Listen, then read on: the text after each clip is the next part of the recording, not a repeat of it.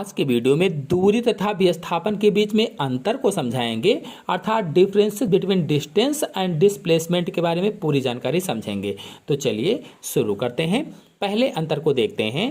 पहला अंतर है वस्तु द्वारा तय किए गए पथ की लंबाई को दूरी कहते हैं। अगर कोई वस्तु है वो कहीं से कहीं तक जा रही है तो वो जो रास्ता है उस रास्ते की लंबाई को ही क्या कहा जाता है?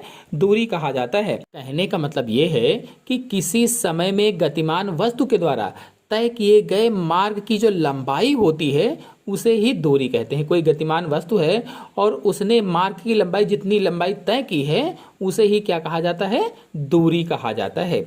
जबकि जो विस्थापन है, जो डिस्प्लेसमेंट है, ये एक निश्चित दिशा में गतिमान वस्तु की प्रारंभिक एवं अंतिम स्थिति के बीच की न्यूनतम दूरी होती है। क्या है? एक निश्चित दिशा में गतिमान वस्तु की प्रारंभिक और अंतिम स्थिति के बीच की जो न्यूनतम दूरी होती है उसे ही विस्थापन कहते हैं। आपको यहीं पर बता दें, यदि आप लोग दूरी और विस्थापन को चित्रों के माध्यम से सरल भाषा में समझना चाहते हैं तो मेरे चैनल में पिछला वाला वीडियो जो दूरी और विस्थापन वाला लेक्चर है वो आप देख लीजिए। अच्छी तरह से आपको समझ में आ जाएगा, जीवन भर आप नहीं भूलेंगे। तो विस्थापन क्या है?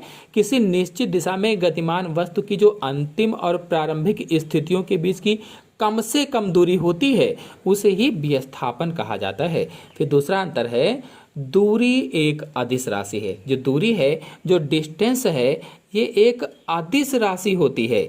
जबकि जो विस्थापन है, विस्थापन एक सदिश राशि होती है क्योंकि इसमें दिशा निश्चित होती है। जबकि दूरी में दिशा निश्चित नहीं है क्योंकि कहीं से भी किधर से भी आप उस जगह पर जा सकते हैं। फिर अगला अंतर है दूरी केवल परिमाण को व्यक्त करती है। परिमाण का मतलब ये होता है जैसे कोई वस्तु है या कोई स्थान है, उस स्थान के फैलाव को, उसका जो फैलाव का संख्यात्मक मान होता है उसे ही परिमाण कहा जाता है। यानी किसी वस्तु के जो मापीय गुण होते हैं उसे ही क्या कहते हैं? परिमाण कहते हैं। जैसे कहीं से कहीं तक आप जा रहे हैं तो वो कितने किलोमीटर है उसे ही क्या कहा जाता है? परिमाण कहा जाता है। तो यह परिमाण को व्यक्त करती है।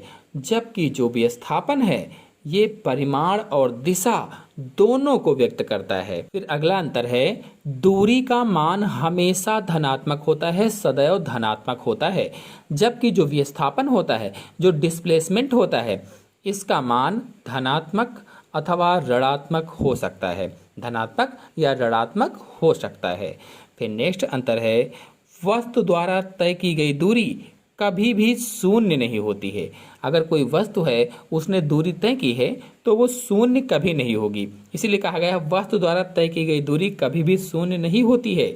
लेकिन वस्तु द्वारा तय किया गया विस्थापन शून्य भी हो सकता है। अगर विस्थापन है और वस्तु ने तय किया है तो वो शून्य भी हो सकता है, जबकि दूरी शून्य नहीं हो सकती है। ये शून्य कैसे नहीं हो सकती है, ऋणात्मक धनात्मक कैसे हो सकती है, इसकी पूरी जानकारी के लिए आप मेरा पिछला वाला वीडियो देखिए, उसमें मैंने अच्छे से समझाया हुआ है।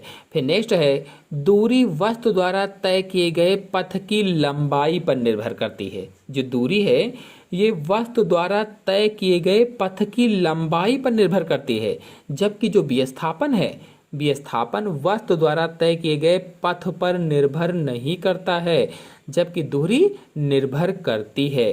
तो ये कुछ प्रमुख अंतर हैं दूरी और विस्थापन यानी डिस्टेंस और डिस्प्लेसमेंट के बीच। आशा है आप सभी लोगों को अच्छे से समझ में आ गया होगा। समझ में आ गया हो तो वीडियो को लाइक और शेयर कीजिए।